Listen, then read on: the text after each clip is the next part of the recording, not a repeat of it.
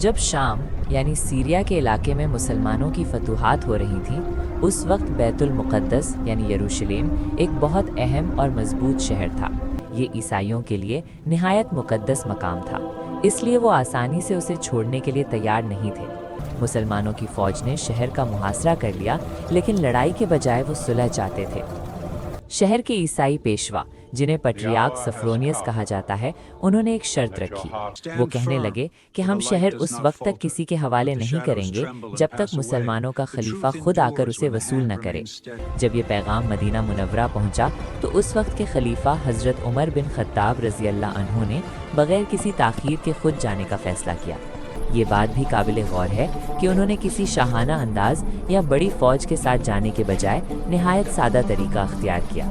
وہ صرف ایک خادم یعنی غلام اور ایک اونٹ کے ساتھ مدینہ سے روانہ ہوئے۔ سفر طویل تھا، اس لیے انہوں نے انصاف کا یہ اصول اپنایا کہ وہ اور ان کا خادم باری باری اونٹ پر سوار ہوں گے۔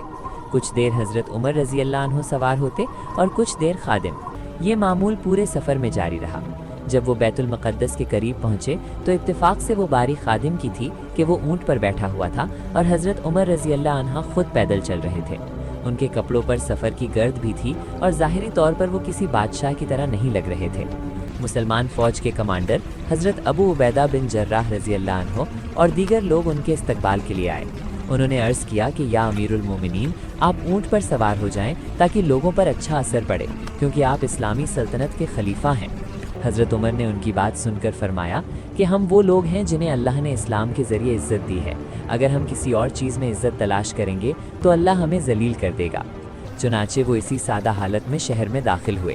جب عیسائیوں نے یہ منظر دیکھا کہ مسلمانوں کا خلیفہ نہایت سادہ لباس میں بغیر کسی شان و شوکت کے آ رہا ہے تو وہ حیران رہ گئے۔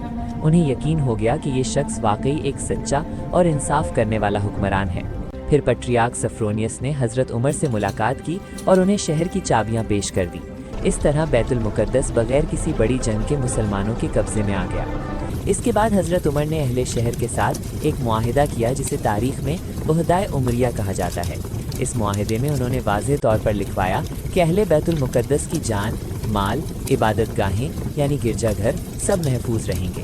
ان کے گرجا گھروں کو نہ توڑا جائے گا نہ ان پر قبضہ کیا جائے گا۔ انہیں اپنے مذہب پر قائم رہنے کی مکمل آزادی ہوگی اور کسی کو زبردستی اسلام قبول کرنے پر مجبور نہیں کیا جائے گا۔ یہ معاہدہ اسلامی تاریخ میں انصاف اور رواداری کی ایک بڑی مثال سمجھا جاتا ہے۔ ایک اور اہم واقعہ یہ پیش آیا کہ جب نماز کا وقت ہوا تو پٹریارک نے حضرت عمر کو دعوت دی کہ وہ چرچ کے اندر نماز ادا کر لیں۔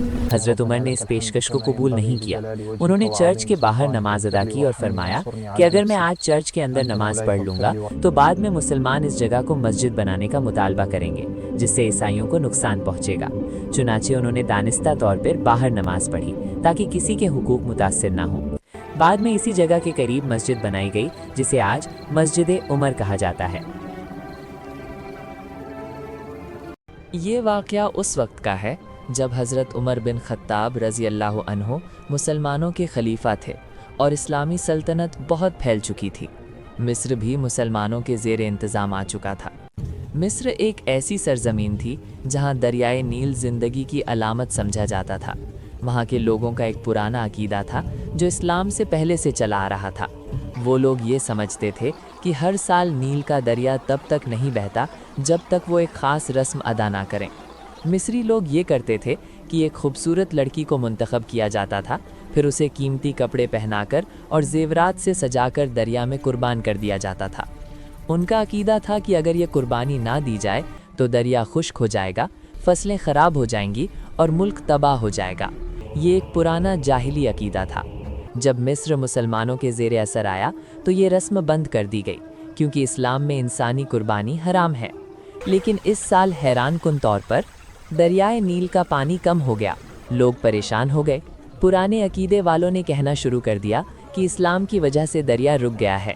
یہ بات گورنر مصر تک پہنچی اور پھر اس نے مدینہ میں حضرت عمر کو خط لکھا۔ حضرت عمر نے یہ خط پڑھا تو فوراً جواب لکھا۔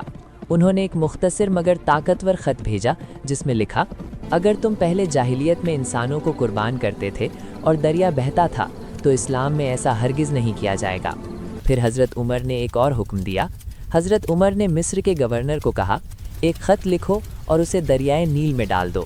उस खत में लिखा था, अगर तू अल्लाह के हुक्म से बहता है तो बह जा, और अगर अपनी मर्जी से बहता है तो हमको तेरी ज़रूरत नहीं। जब वो खत दरियाए नील में डाला गया तो एक हैरान कुन वाक़या हुआ। दरिया का बहाव दोबारा शुरू हो गया। दरिया मामूल के मुताबिक भरने लगा, पूरा निज़ाम बहाल हो गया। लोग हैरान रह गए कि ये कैसे हुआ।